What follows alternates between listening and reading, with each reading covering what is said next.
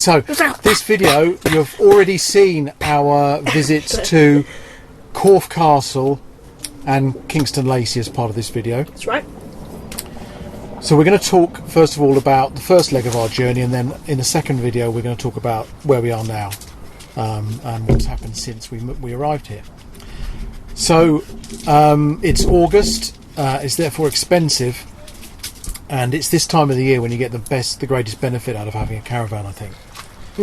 Because we've had a week off, that would have, any other holiday that we'd have taken would have cost us north of £1,000, and we've paid a lot less than that, obviously.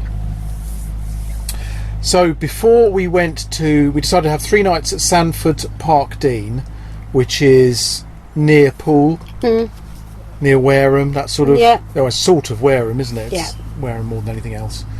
Which is a nice part of the country. We've been there before and love it. That's East Dorset.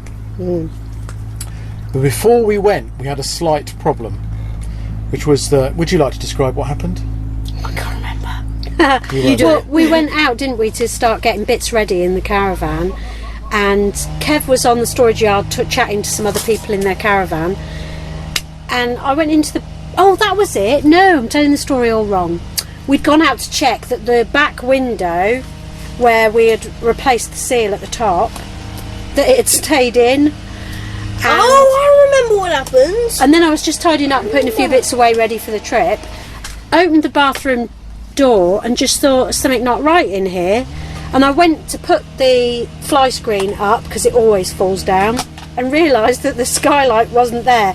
But I doubted myself until I'd actually put my hand up through the roof and realised there was You doubted yourself. Your eyes had just mysteriously made just a random skylight disappear. You don't expect to see a hole in the roof, do you? No, when you look in the bathroom? No, you really don't. I probably had my sunglasses on and just looked up and thought, that's brighter than it usually is, but then realised there was nothing there at all. I was chatting to an old boy because he'd just arrived back as we got there, and he'd come from Wareham, somewhere near Wareham. Oh, Swanage, yeah.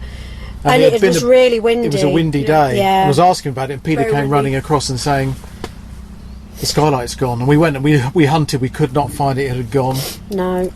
And then it started raining. So it was wet as it was, and it got wetter. But the old boy I was talking to mentioned Liss caravans. And Peter went to get a replacement top, which was not trivial to put in, but we put it in, and by the end of the day, a few hours later, we had a new skylight on there. And I was sitting in the car watching Big Bang Theory bloopers the entire time. Going on. I discovered since then actually that the bigger skylight in the caravan is also the same make, so that's also been blown off at some point or cracked or whatever. And the fact that you can buy them at caravan suppliers quid, 45 indicates that they do blow off occasionally, doesn't it? Yeah. Well, it was very badly perished. And so that was, although some people might tell a different story of how it happened, when I went in the bathroom and I blew the skylight off. You can use your judgment. Talk about setting yourself up for an open goal. Whether you think that is a true story or not. I was in the bathroom, but the skylight had already been blown off. If you want to hear that particular story, at us all day. You want to hear that story, send me a message. Anyway. So that was 2 days before we were due to go. A hole in the roof, got it fixed, great. But then we got hitched up on the 1st of August. This was the first time we pulled it any distance on the new car, and we were feeling confident. What was it about? It's only about 60 miles. So, but it's the latter part of it. The first part of it's M3. I hadn't done motorway before, so that was a bit squeaky bum. Then you go onto the M27. Then when you come off, there's a lot of quite small roads that you end up travelling on. So it took about an hour and a half, hour and 3/4, something like that.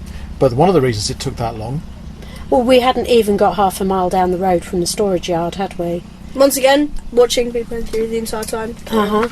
And there was a bang crash wallop, and it was a fallen branch from the aforementioned storms. There was a branch fallen on the side of the verge, and although it wasn't really sticking out into the road, as soon as you were on it you realised it was going to hit you, and it took our... Well, there was a van coming the other way. Oh, there was yes. That's why I had to. It was well, a you narrow couldn't have road. tucked in anyway. You could not have tucked in. I remember this.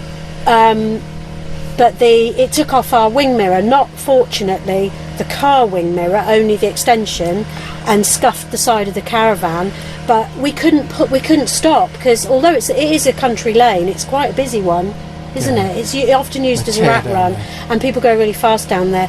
So Kev had to carry on driving until he could stop safely, and then I had to run all the way back until I found where, and there were 3 wing mirrors there, so we weren't the first victim of that tree. So the first time we stopped was half a mile down the road to try and reattach the smashed wing mirror. But aside from that, it was fairly problem free, wasn't it? The M3 was all right. Yeah, M3 was fine. The Caravan felt nice and stable on the back, and the M27 was fine. And we got there without any great drama. Yes.